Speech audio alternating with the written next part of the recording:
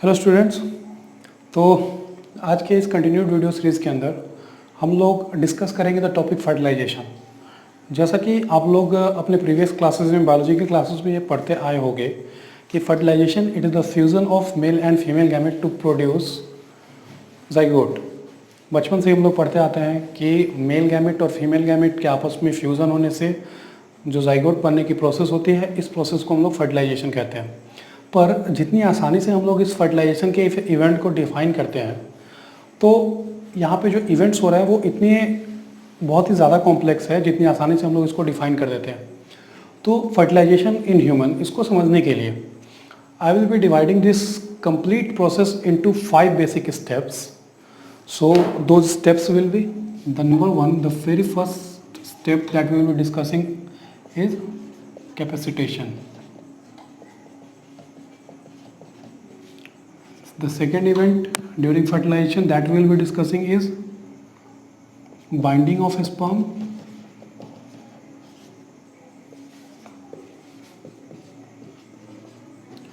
to zona pellucida.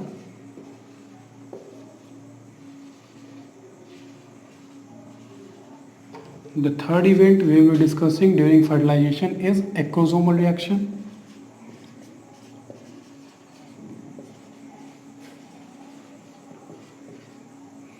The fourth event, that is egg activation.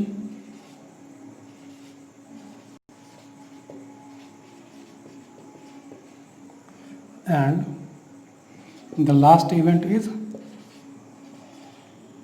syngamy. One more thing we can add with the egg activation is cortical reaction.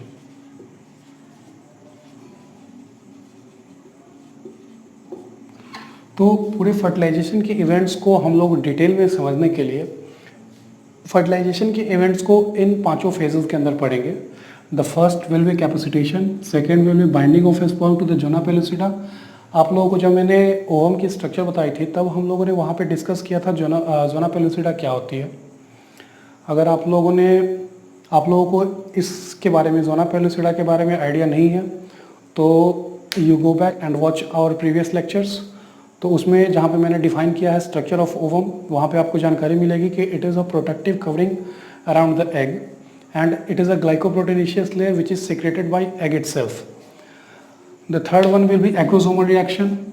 Acrosome, इसके बारे में आप लोग पहले से ही familiar होंगे कि जब हम लोगों ने स्पर्म के स्ट्रक्चर को डिस्कस किया था तो स्पर्म के अलग अलग रीजन्स हम लोगों ने डिफाइन किए थे. Head region, middle piece, tail region. तो हेड रीजन के अंदर एक्रोसोम. तो ये भी आप अपने प्रीवियस वीडियोस के अंदर जाके स्ट्रक्चर ऑफ स्पर्म जब आपको देखोगे तो पता चलेगा कि व्हाट इज़ एक्रोसोम. फिर एग एक्टिवेशन. एग एक्टिवेशन से पहले मैं आप लोगों को बताना चाहूँगा कि हम लोगों ने डिस्कस किया था, जब oogenesis डिस्कस किया था तो वहाँ पे हमारी बात हुई थी प्राइमरी oocyte का फॉर्मेशन जो होता है वो फीटल लाइफ के अंदर होता है. और फिर बहुत सारे प्राइमरी oocyte जो होते हैं उनका जो प्राइमरी oocyte जो मियोसिस 1 में इंटर करते हैं और वहाँ पे जाके सस्पेंड हो जाते हैं, और वो सस्पेंशन जो होता है वो थ्रू आउट द चाइल्डहुड होता है. और उसके बाद primary oocyte after the girl इंटर्स the puberty, the primary oocyte completes it's meiosis 1 और फिर ये सेकेंडरी oocyte और पोलर बॉडीज़ की फॉर्मेशन करती है. अगेन हम लोगों ने वहाँ पे डिस्कस किया था तो पता चला कि secondary oocyte after entering meiosis 2 वो भी सस्पेंड हो जाती है और उसका मियोसिस 2 सस्पेंड होता है at the metaphase stage, metaphase 2 stage of meiosis 2. तो वहाँ पे हम लोगों ने जब ये डिस्कस किया था oogenesis के अंदर तो ये भी बात की थी कि अगर secondary oocyte meets with sperm then sperm has metaphase promoting factor. तो इस फिनोमेना को हम लोग यहाँ पे डिस्कस करेंगे एग एक्टिवेशन के दौरान. Also this you can watch in our previous videos. And the cortical reaction, तो आप लोगों को मैंने जब एग का स्ट्रक्चर बताया था तो वहाँ पे उस वीडियो में हम लोगों ने बात की थी कि एग मेम्ब्रेन के इनसाइड में, inside the egg membrane there are found some cortical granules. और देयर वी हैव प्रोमिस्ड कि we will be discussing the function of enzymes that is present in the cortical granules in the later part when we will be discussing fertilization. तो fertilization के events के दौरान हम लोग cortical reaction के अंदर जो cortical granules present होते हैं inside the ovum और उसके अंदर जो एंजाइम्स होते हैं उसके फंक्शंस को डिस्कस करेंगे। And the last is syngamy. Syngamy it is the fusion of male and female pronuclei to form a diploid zygote. तो इन पांचों स्टेप्स को एक एक करके हम लोग अभी डिस्कस करेंगे। तो सबसे पहले we will be starting with capacitation.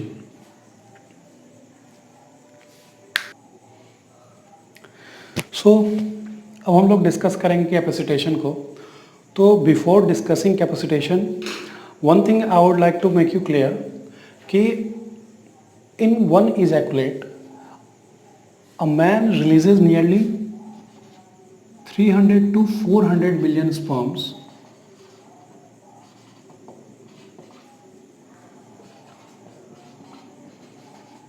in one ejaculate. A normal man releases 300 to 400 billion sperms, and only one sperm is able to fertilize the ovum. So only one sperm is able to fertilize. So सबसे पहले यहाँ पे question ये rise होती है कि why such a large number of sperm is produced, जबकि fertilisation सिर्फ एक ही स्पर्म से होना है। तो why an ejaculate contains 300 to 400 million sperms? तो रीज़न बीइंग, तो इसको एक्सप्लेन करने से पहले कैपेसिटेशन के प्री इवेंट को अगर लेके चले तो that is arrival of sperm.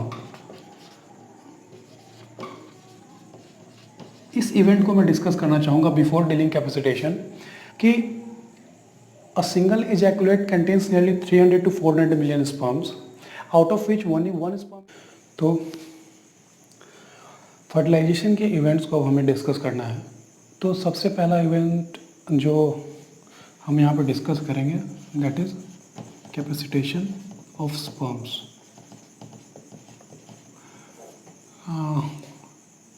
One more thing जो कि मैं आपको बताना चाहूँगा before discussing capacitation is that इसके पहले के इवेंट को ले ले तो सबसे पहले before capacitation sperm arrives in the female genital tract. तो कैपेसिटेशन को देखने से पहले हम लोग थोड़ा देख लेते हैं स्पर्म का अराइवल। एक जो नॉर्मल ह्यूमन मेल इजैकुलेट करता है, in one ejaculate of semen nearly 300 to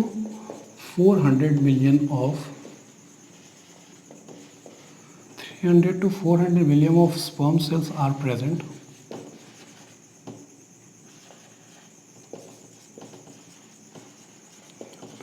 in semen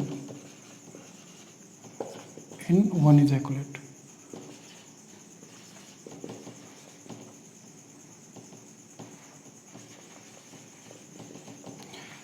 So nearly 300 to 400 million of sperm cells are present in a semen at the time of one ejaculate, and out of which only one sperm is able to fertilize.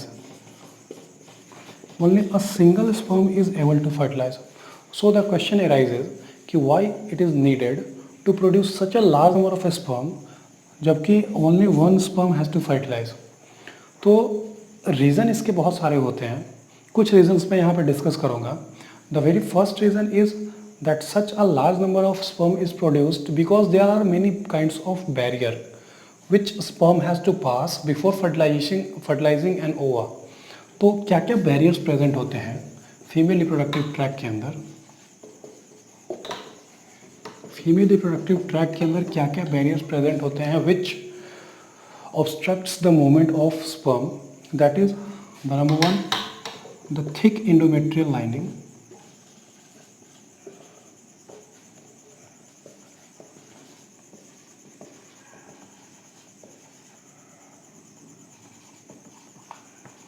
तो जैसा कि हम लोगों ने discuss किया था while we were discussing about the female reproductive system, तो uterus के अंदर we studied that the layers in endometrium can be divided into 3 regions. The peripheral part is called perimetrium, the middle part which is muscular is called myometrium, and the inner lining is called endometrium. तो endometrial lining which is thick और वहाँ पे कुछ groups जैसे structure present होते हैं।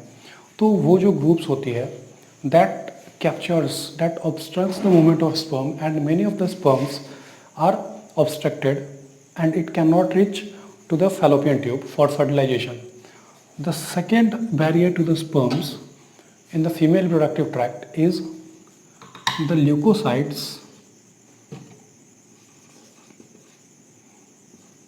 present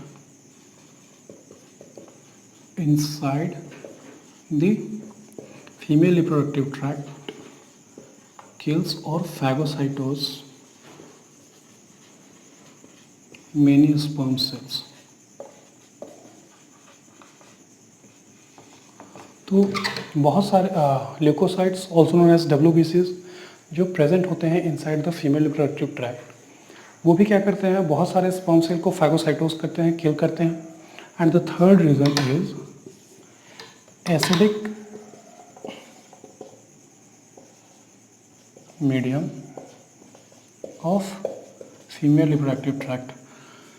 तो there is association of many friendly bacteria inside the female reproductive tract जो कि लैक्टिक एसिड का फॉर्मेशन करते हैं और वो lactic acid makes the medium acidic inside the female reproductive tract, और जिसके कारण क्या होती है कि large number of sperm cells get killed. So अभी हम लोगों ने ये रीज़न जाना कि why such a large number of sperm cells are ejaculated in per semen, जबकि सिर्फ एक ही स्पर्म को फर्टिलाइज होना है. तो द रीज़न इज ऑब्वियस कि there are so many barriers present inside the female reproductive tract which obstruct the movement of semen. And जब sperms move करती है तो many of the sperm cells get killed inside the female reproductive tract, और we can say from birth canal to uterus. फिर some of the alive sperm cells moves to the fallopian tube जहाँ पे fertilisation के process को होना है. ठीक है, तो क्या क्या से फैक्टर होते हैं जो सपोर्ट करते हैं स्पर्म के मूवमेंट को inside the female reproductive tract, तो वो सारे फैक्टर्स हम लोग देखने वाले हैं. सबसे पहले ये जो प्रोस्टाग्लैंडिन्स होते हैं,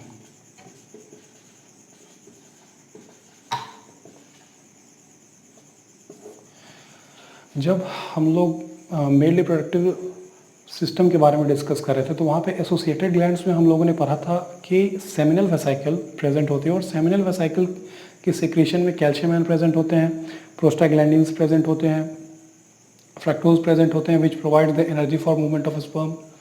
तो वहाँ पे हम लोगों ने बात किया था कि प्रोस्टाग्लैंडिन के फंक्शन को we will be discussing later in the time of fertilisation.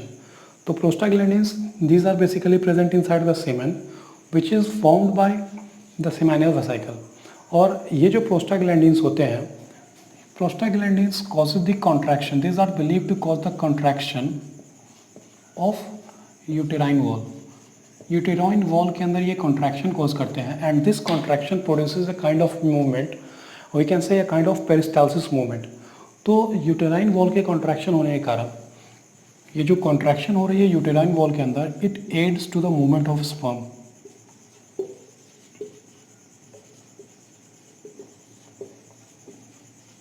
Sperm को ये मूव करने में हेल्प करती है. बेसिकली वी कैन से कि ये जो कॉन्ट्रैक्शन हो रही है यूट्राइन वॉल की, it produces a kind of suction type of pressure which pushes up, which helps the sperm to move from the vagina to fallopian tube जहाँ पे फर्टिलाइजेशन के प्रोसेस को होना है.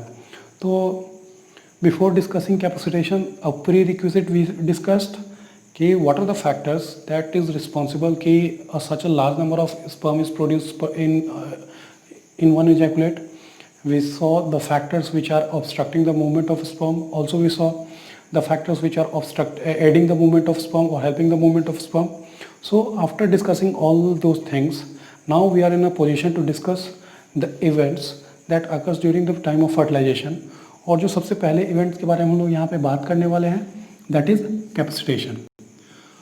तो कैपेसिटेशन को अगर हम लोग सिंपल वर्ड्स में डिफाइन करें तो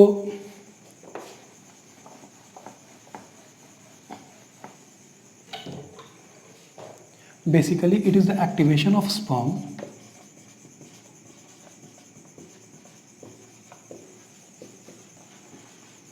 taking place in female reproductive tract.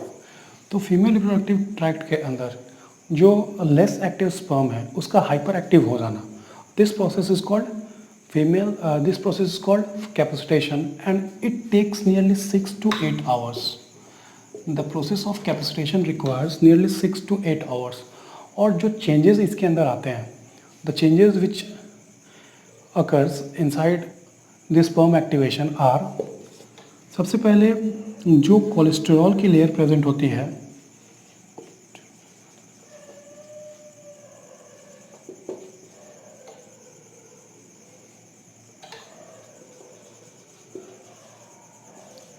Cholesterol layer जो होती है वो उसको रिमूव किया जाता है फीमेल रिप्रोडक्टिव ट्रैक्ट के अंदर, और ये होता है due to certain secretion of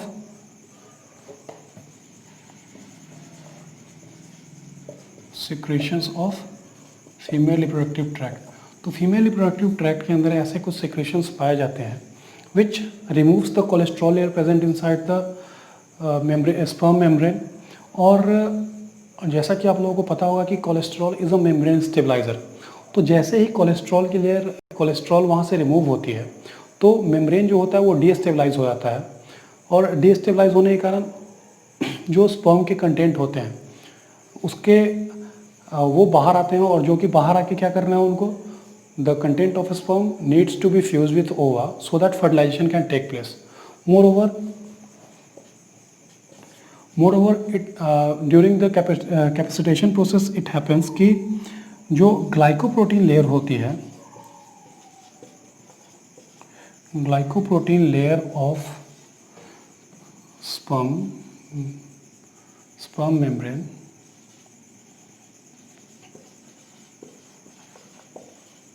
is rearranged। तो glycoprotein layer is rearranged। The very next thing that happens is the whiplash movement of sperm, the undulating movement of sperm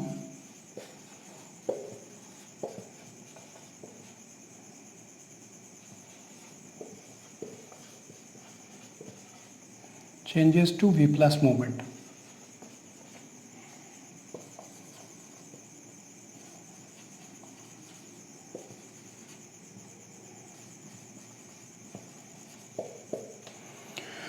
Undulating movement को simple word में we can understand that undulating movement is called slow movement, slow kind of movement,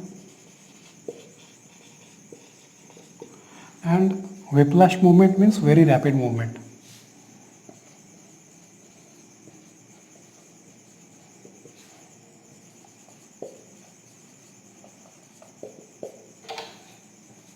so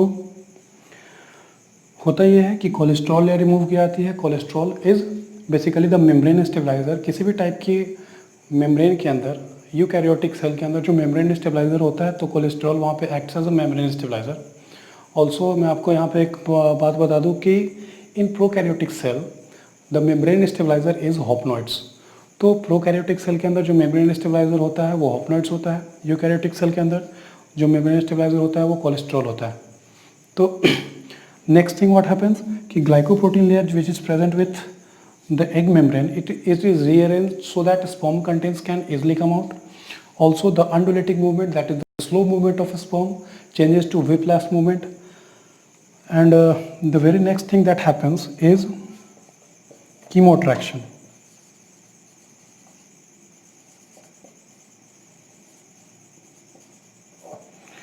So chemoattraction phenomena needs to be discussed a little bit of detail।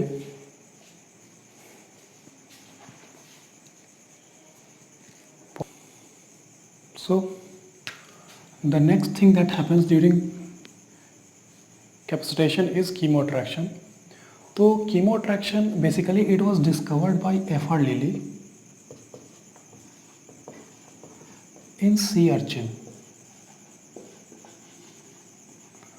तो इसमें basically होता ये है कि sperm and ovum, sperm जो होती है that releases a chemical, sperm releases anti-fertilizing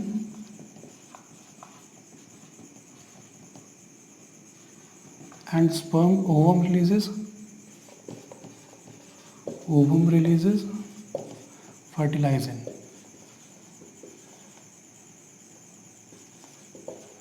So sperm and ovum, these releases some chemicals. Sperm releases anti-fertilizing, it is a kind of acidic protein.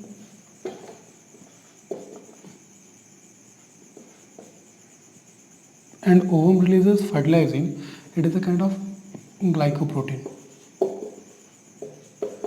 So fertilizing and anti-fertilizing, these are species specific.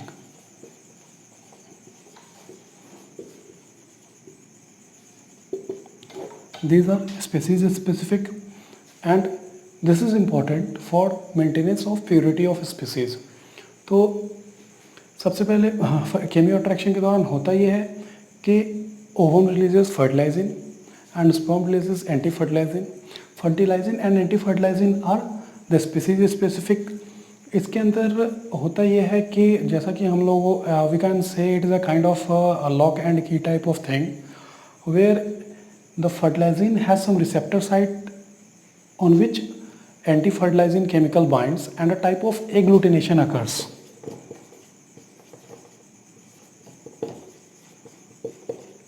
A kind of agglutination occurs. मतलब sperm release anti-fertilizing and ovum releases fertilizing. इसके कारण chemo attraction होता है. ये fertilizing anti fertilizing are species specific and these can recognize each other. और when this recognition takes place then there occurs a kind of agglutination. We can say that sperm जो होता है वो ovum की surface पे चिपक जाता है. तो जैसे ही ये सारे इवेंट्स होते हैं, जैसे ही sperm binds to the surface of ovum, then next event or next phase of fertilization takes place, that is binding of sperm to the zona pellucida. on there और उसके बाद क्या क्या इवेंट्स होंगे, क्या क्या प्रोसेसेस होंगे, क्या क्या रिएक्शंस होंगे, उसको हम लोग देखेंगे. So before moving up to the next phase of fertilization, I would like to discuss the events that takes place during the capacitation. Capacitation के दौरान हम लोगों ने देखा कि first of all the female reproductive tract के अंदर कुछ secretions release होते हैं which makes the plasma membrane of a sperm unstable. The cholesterol layer of plasma membrane gets removed. The glycoprotein in the plasma membrane of sperm also rearranges, due to which the less active sperm becomes more active. जिसको कि हम लोगों ने discuss किया कि the whiplash, the undulating movement or slow kind of movement of sperm changes to a fast kind of movement, that is called whiplash movement. Also chemo attraction की process होती है कैपेसिटेशन के दौरान. सबसे लास्ट में chemo attraction के process में हम लोगों ने देखा कि sperm releases anti fertilizing which is a kind of acidic protein and ovum releases fertilizing which is a kind of glycoprotein. And this fertilizing and anti fertilizing theory of fertilization was discovered by F R Lillie in sea urchin. और इस chemo attraction के कारण जो sperm और ovum होते हैं वो आपस में चिपक जाते हैं and which leads us to the next phase of fertilization, that is binding of sperm to the zona pellucida.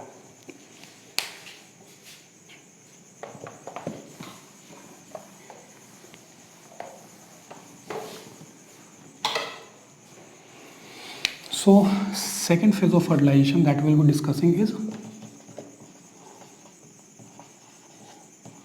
binding of sperm to zona pellucida.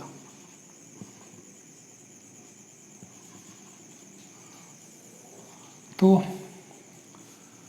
पिछले इवेंट्स के लास्ट फेज में, पिछले फेज के लास्ट इवेंट में हम लोगों ने देखा था कि कीमो अट्रैक्शन होने से होता ये है कि स्पर्म जो होता है वो ओवम की सरफेस पे चिपक जाता है and when it get adhere to the surface of ovum sperms, then the zona pellucida, which we have discussed, it is a kind of primary egg membrane. Primary egg membrane हम लोगों ने zona pellucida को इसके लिए कहा था कि it is secreted bye the egg itself. Egg के चारों तरफ ये एक प्रोटेक्टिव कवरिंग होती है, ग्लाइकोप्रोटीन की लेयर होती है और सबसे इम्पॉर्टेंट चीज़ इसके केस में ये है कि this covering of egg is formed by the egg itself. इसलिए we call this zona pellucida as the primary egg membrane.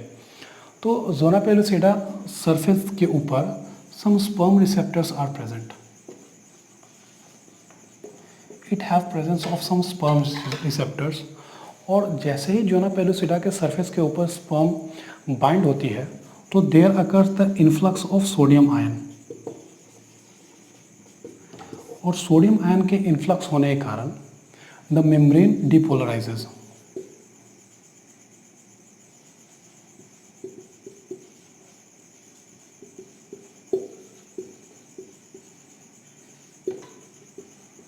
तो सोडियम आयन के इन्फ्लक्स के कारण the membrane of ova gets depolarizes and these reactions occurring very fast.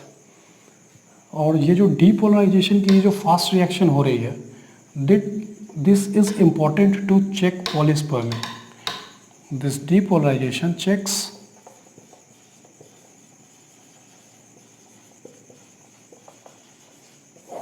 This depolarization events checks the polyspermy. Polyspermy का मतलब कि this event checks that कि एक से ज़्यादा स्पर्म फर्टिलाइजेशन के प्रोसेस में इंटर ना कर सके, और वी कैन से कि एक से ज़्यादा स्पर्म जोना पेलुसिडा के मेम्ब्रेन पे बाइंड ना हो सके। तो जोना पेलुसिडा के ऊपर स्पर्म रिसेप्टर्स होते हैं। जैसे ही स्पर्म्स बाइंड करते हैं जोना पेलुसिडा के ऊपर, वैसे ही वहाँ पे सोडियम आयन का इन्फ्लक्स होता है, और सोडियम आयन के इन्फ्लक्स होने के कारण जो मेम्ब्रेन होती है ओवम की वो डिपोलराइज करती है, और डिपोलराइजेशन जो होता है वो टेम्पोरली कुछ समय के लिए पॉलीस्पर्मी को ब्लॉक करता है, और ये सब इवेंट्स बहुत ही फास्ट होते हैं। So this influx of sodium ion it is also called the fast block to polyspermy.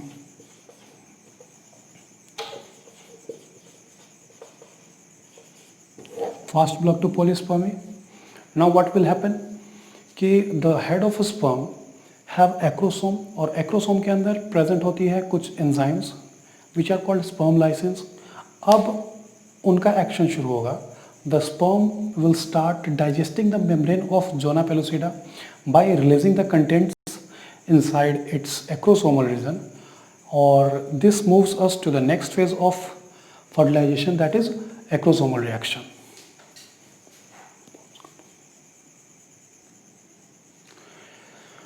So after dealing the two events of fertilization, we are here to discuss the third stage of fertilization, that is the acrosomal reaction.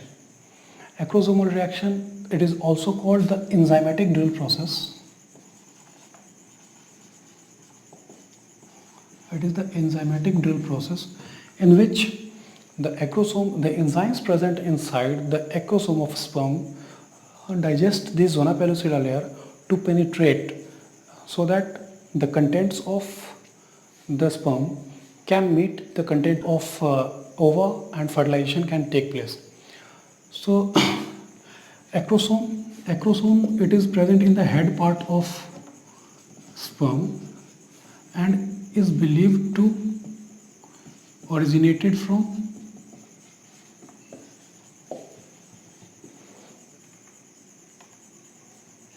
the Golgi bodies. It is basically a kind of lysosome which is believed to have originated from Golgi bodies. Now acrosomal reaction के time पे कुछ ions का present होना बहुत ही ज़्यादा ज़रूरी होता है। The important factor which are required for the enzymatic drill or acrosomal reactions are the calcium ions, magnesium ions, optimum pH,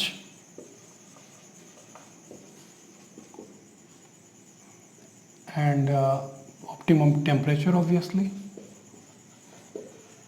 So these conditions need to be maintained for the acrosomal reaction to occur. It is believed that in absence of calcium ion, the acrosomal reaction will not take place. अगर calcium ion वहाँ पे present नहीं होंगे तो acrosomal reaction का होना या फिर एक्रोसोमल रिएक्शन हो नहीं पाएगा। तो होता क्या है एक्रोसोमल रिएक्शन के अंदर कि acrosomal region of sperm contains some enzyme which are called sperm lysins. The enzyme present inside the acrosomal region of sperm are called sperm lysin, and these are basically of three types. the zona lysin, also known as acrosin. The second enzyme is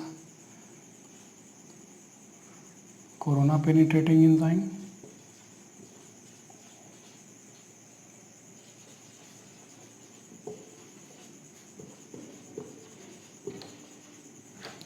And the third one is hyaluronidase.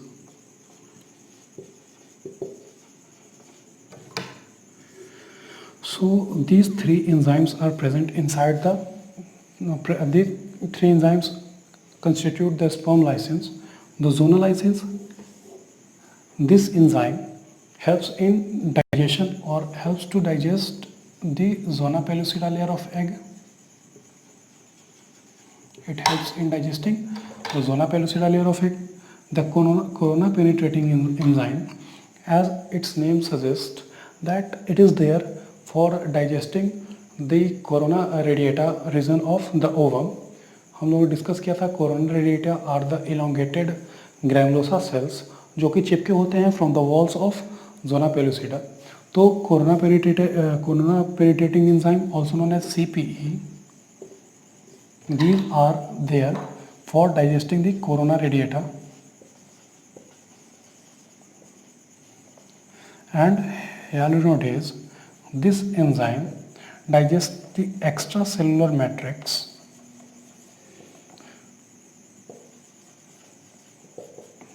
around the zona pellucida layer of the egg.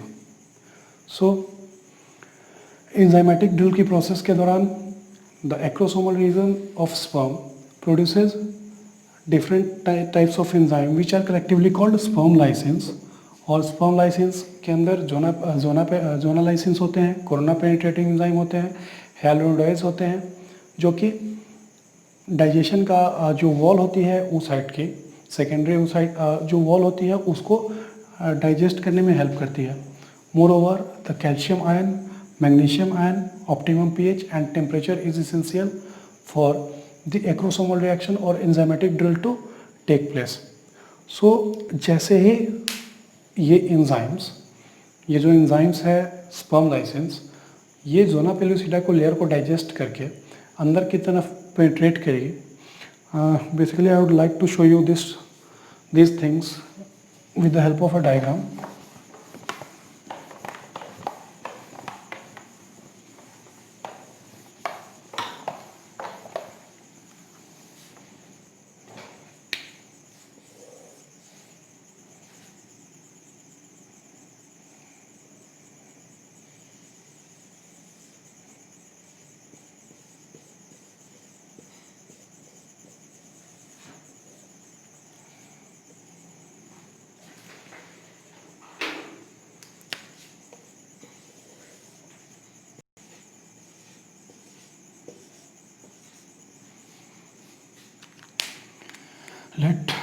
This is zona pellucida layer.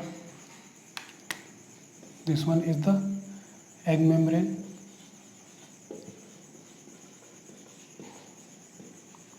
And this space present between the egg membrane and zona pellucida, this is called as perivitelline space.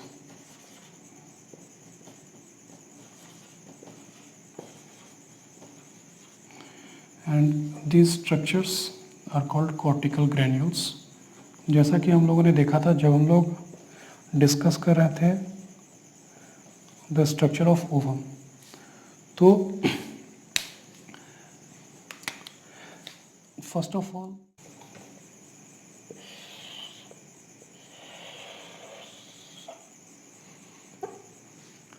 this one, suppose a sperm cell is there.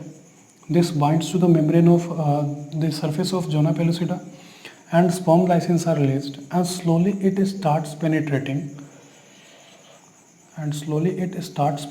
the zona pellucida membrane so that the contents of sperm can be released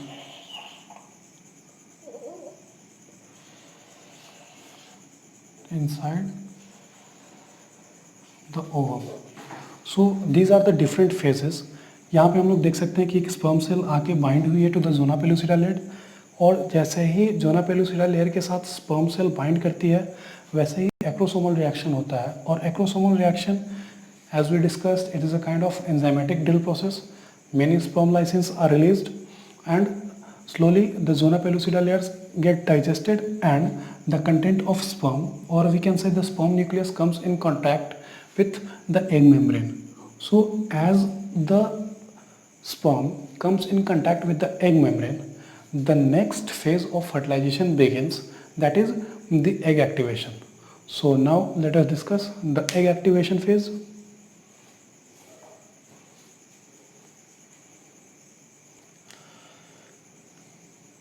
So now here we will be discussing the fourth event that is taking place during fertilization is egg activation.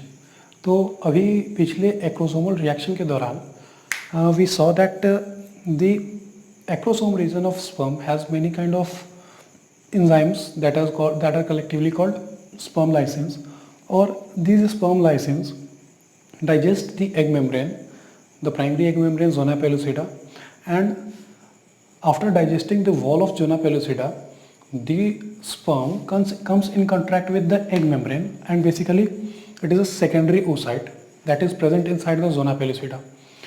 तो जब ये sperm bind करती है secondary oocyte के membrane से, तो sperm के पास the sperm has metaphase promoting factor. Sperm के पास प्रेजेंट होती है मेटाफेज प्रोमोटिंग फैक्टर। जब हम लोगों ने oogenesis डिस्कस किया था अपने प्रीवियस लेक्चर्स के अंदर, तो मैंने आपको बताया था कि जो सेकेंडरी oocyte प्रेजेंट होती है inside the mature Graafian follicle, तो सेकेंडरी oocyte इंटर कर चुकी होती है मियोसिस 2 के फेज में, पर वो मियोसिस सस्पेंडेड होता है एट द मेटाफेज 2 स्टेज। तो as soon as the egg, or precisely we can say secondary oocyte, as soon as the egg comes in contact with the sperm cells, the sperm releases a kind of chemical which is called fertilene, and fertilene has metaphase promoting factor. तो ये जो metaphase promoting factor होती है which is present with the sperm cells, or the content released by the sperms, that triggers the metaphase 2 stage of the secondary oocyte, और metaphase promoting factor की मदद से ये जो सेकेंडरी oocyte होती है, secondary oocyte complete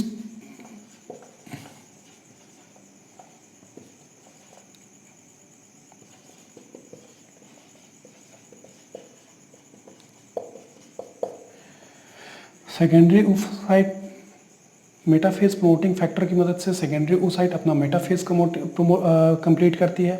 also there is presence of anaphase promoting factor, जिसके कारण एनाफेज कंप्लीट होता है। And after completing the meiosis 2, the secondary oocyte releases a second polar body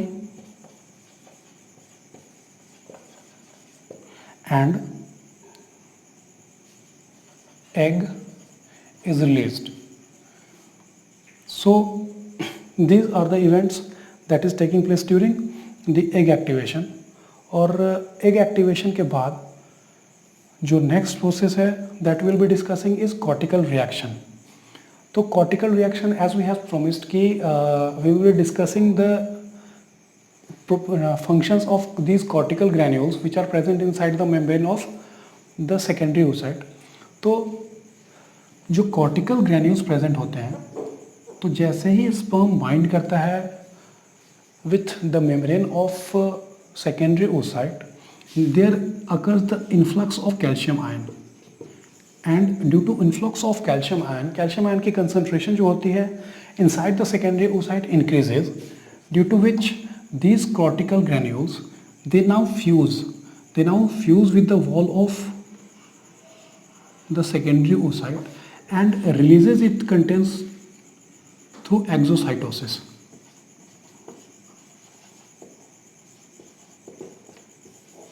तो जब ये सेकेंडरी oocyte अपनी मियोसिस 2 को कंप्लीट कर रही होगी, तभी क्या होता है कि स्पर्म के बाइंड करने के साथ सेकेंडरी ओसाइट के मेम्ब्रेन पे कैल्शियम आयन का इन्फ्लक्स होता है and this calcium ion influx causes the increase in concentration of calcium ion inside the secondary oocyte, जिसके कारण द कॉर्टिकल ग्रैन्यूल के मेम्ब्रेन के परमिएबिलिटी के अंदर चेंज आती है और it fuses with the egg membrane, और एग मेम्ब्रेन के साथ फ्यूज करने के बाद ये एक्सोसाइटोसिस से अपने एंजाइम्स को रिलीज करती है. The cortical granule contain a large number of enzymes which are collectively called the cortical enzyme, और ये जो एंजाइम जो पेरीविटेलाइन स्पेस के अंदर ये रिलीज कर रही है through the process of exocytosis, ये एंजाइम्स जोना पेलुसिडा लेयर को सीमेंट हार्ड करते हैं.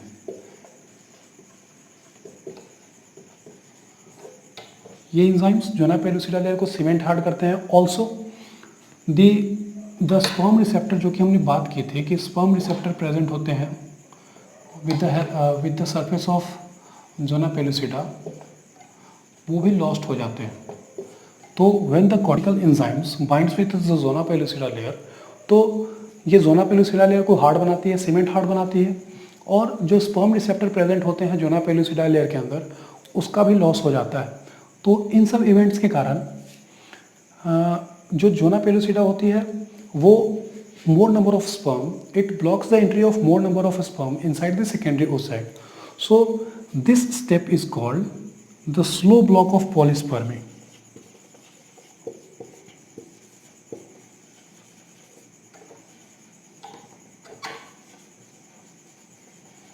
This step is called slow block of polyspermy, जहाँ पे हम लोगों ने देखा कि कैल्शियम आयन का इन्फ्लक्स हुआ, और कैल्शियम आयन के इन्फ्लक्स होने से जो मेम्ब्रेन की परमिएबिलिटी थी कॉर्टिकल ग्रैन्यूल्स की वो चेंज हुई, और इसके कारण the cortical granule fused with the membrane of secondary oocyte so that it contents are released through the process of exocytosis. और ये जो कॉर्टिकल ग्रैन्यूल्स के अंदर जो एंजाइम्स प्रेजेंट थे, इसने क्या किया, it made the membrane zona pellucida cement hard layer.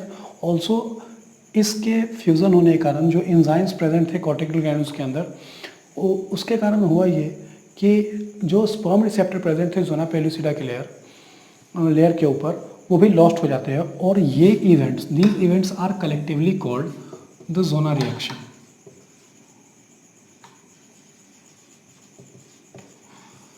So after discussing the egg activation and cortical reaction, now we will be discussing the last phase of the fertilization, that is syngamy.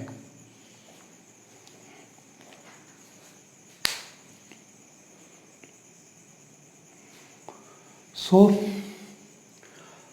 after discussing all the events that is occurring during fertilization, now we are here to discuss the last stage of fertilization, that is syngamy. So हम लोगों ने देखा कि सबसे पहला step जो fertilisation के दौरान होता है दैट इज़ कैपेसिटेशन. उससे भी पहले हम लोगों ने देखा the arrival of sperm, such large number of sperm is ejaculated in semen. क्या क्या बैरियर्स होते हैं प्रेजेंट वहाँ पे, क्या क्या ऐसे इवेंट्स होते हैं जो कि एड करते हैं the movement of sperm in the female reproductive tract. Capacitation के बाद we discussed the binding of sperm to the zona pellucida. Also we discussed the acrosomal reaction that is called enzymatic drill reaction, और उसके अंदर जो events हुए. Further we discuss the egg activation and cortical reactions. Now we are here to discuss the last step of fertilization, that is syngamy. So this is basically the fusion of male and female gamete, and male और female gamete fuse होने से पहले they swell up, the male and female nucleus swell up and their chromatin decondense. Their chromatin decondense such that now they are called the male and female pronuclei. So now they are called male and female pronuclei. अब क्या होगा कि जो fertilisation होगा यहाँ पे the DNA content or genetic content of both sperm and ovum will mix up, and this causes the restoration of diploid generation, and the first cell of diploid generation is formed, that is zygote. हम लोगों को पता है कि sperm and ovum are the haploid cell, और जब इनके genetic content आपस में मिक्स होंगे तो इनका mixing that is syngamy restores the diploid condition. Diploid condition is restored.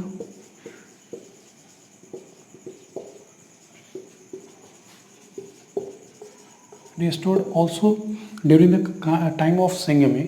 The sex of child is determined. We know that the ovum contains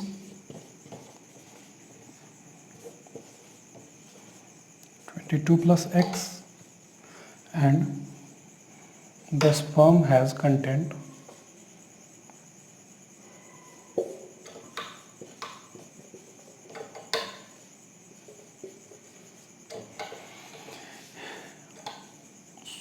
so if this kind of mixing occur, then there will be a girl child form, and if this combination occurs, then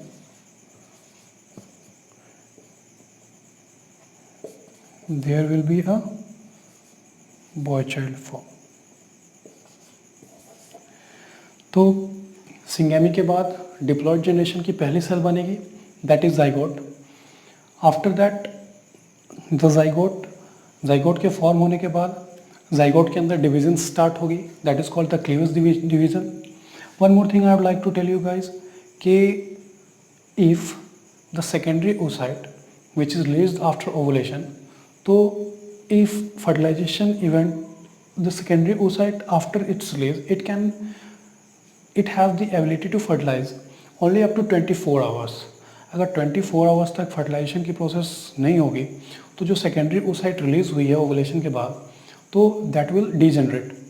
also हम लोगों ने देखा कि इस syngamy के process के बाद diploid zygote की फॉर्मेशन होगी और फिर डिप्लॉयड जाइगोट एक सिंगल सेल डिप्लॉयड सेल है जिससे आगे डिविजन्स होके एक मल्टी सेलुलर ऑर्गेनिज्म का फॉर्मेशन होगा. तो जो डिवीज़न के प्रोसेस होंगे अब जाइगोट के अंदर, that division is called the cleavage division, and that will be discussing in our next lecture, जहाँ पे हम लोग बात करेंगे about the general accounts of embryonic development, जो अलग अलग स्टेजेस आते हैं एम्ब्रियो के डेवलप होने के टाइम में. फ़िलहाल के लिए आज के लेक्चर को हम यहीं पर ख़त्म करते हैं. Thank you.